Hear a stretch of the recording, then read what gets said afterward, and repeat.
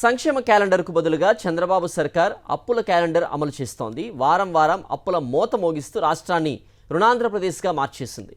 అధికారంలోకి వస్తే సంపద సృష్టిస్తానంటూ ఎన్నికల ముందు నమ్మబలికిన చంద్రబాబు అందిన కాడికి అప్పులు చేయడమే లక్ష్యంగా అడుగులు వేస్తున్నారు. బడ్జెట్ బయట లోపల రాజధాని వివిధ కార్పొరేషన్లు చివరకు గనులు మద్యం ఆదాయాన్ని సైతం తాకట్టు పెట్టి అప్పులు చేస్తూ చంద్రబాబు తన రికార్డులను తానే అధిగమిస్తున్నారు. అప్పుల సృష్టిలో చంద్రబాబు రికార్డులు బ్రేక్ చేస్తున్నారు. తాజాగా మంగళవారం 7.64% వడ్డీతో కూటమి ప్రభుత్వం మరో 6,500 కోట్ల రూపాయలు అప్పు చేసింది. గత మంగళవారమే 4,000 కోట్ల రూపాయలు అప్పు చేసిన చంద్రబాబు వారం తిరక్క ముందే మళ్లీ అప్పు చేయడం ఆశ్చర్యానికి గురిచేస్తోంది. వారం వ్యవధిలో ఏకంగా 10,500 కోట్లు అప్పులు చేయడం ద్వారా చంద్రబాబు సర్కార్ రికార్డు సృష్టించింది. కేవలం ప్రస్తుత ఆర్థిక సంవత్సరంలోనే 1,01,540 కోట్ల రూపాయలు బడ్జెట్ అప్పులు చేస్తోంది. రాష్ట్ర చరిత్రలో ఒక ఆర్థిక ఏడాదిలో 1,00,000 కోట్లకు పైగా బడ్జెట్ అప్పులు చేయడం ఇదే తొలిసారి. ఆ ఘనత చంద్రబాబు ప్రభుత్వానికే దక్కుతుందని ఆర్థిక రంగ నిపుణులు వ్యాఖ్యానిస్తున్నారు. ఇప్పటికే బడ్జెట్లో 90,540 కోట్ల రూపాయలు అప్పులు చేయగా మరో 2 నెలల్లో మరో 11,000 కోట్లు అప్పు చేసేందుకు చంద్రబాబు సర్కార్ ఆర్బీఐకి అప్పుల క్యాలెండర్ ఇచ్చింది.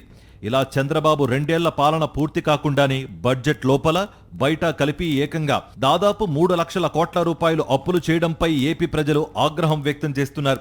చంద్రబాబు అధికారంలోకి వచ్చిన నాటి నుంచి ఇప్పటి వరకు బడ్జెట్ లోపల చేసిన అప్పులే 1,72,137 కోట్లకు పైగా ఎగబాకే. ఇక బడ్జెట్ బయట వివిధ కార్పొరేషన్లు రాజధాని పేరుతో 1,27,632 కోట్ల రూపాయల అప్పులు చేశారు. వివిధ కార్పొరేషన్ల పేరుతో ప్రభుత్వ గ్యారంటీతో చంద్రబాబు ప్రభుత్వం 80,245 కోట్లు అప్పు చేసింది. మరోపక్క రాజధాని పేరుతో ప్రపంచ బ్యాంకు, జర్మనీ సంస్థ హడ్కో, national bank for financing infrastructure and development, AP power finance corporation limited, NABARD నుంచి ఏకంగా 47,387 కోట్ల రూపాయలు అప్పులు చేసింది. చంద్రబాబు ఇష్టానుసారంగా అప్పులు చేస్తున్నప్పటికీ సూపర్ 6లో ప్రధాన హామీలను సైతం అమలు చేయకుండా ఎగనామం పెట్టారు.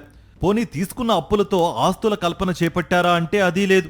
పైగా వైఎస్ఆర్సీపీ ప్రభుత్వ హయాంలో 17 మెడికల్ కాలేజీలకు శ్రీకారం చుట్టి విలువైన సంపద సృష్టిస్తే ఇప్పుడు వాటిని చంద్రబాబు సర్కార్ ప్రైవేట్ పరం చేస్తోంది. గత ప్రభుత్వ హయాంలో సృష్టించిన సంపదను సైతం చంద్రబాబు ప్రభుత్వం ప్రైవేట్ వ్యక్తుల చేతుల్లో పెడుతోంది. వైఎస్ జగన్ ప్రభుత్వంలో విచ్చలవిడిగా అప్పులు చేస్తున్నారని, రాష్ట్రం శ్రీలంకలా అయిపోతోందని దుష్ప్రచారం చేసిన ఎల్లో మీడియా ఇప్పుడు చంద్రబాబు సర్కార్ వారం వారం ఇష్టారాజ్యంగా అప్పులతో దేశంలోనే రికార్డులు సృష్టిస్తున్నా నోరు మెదపడం లేదు.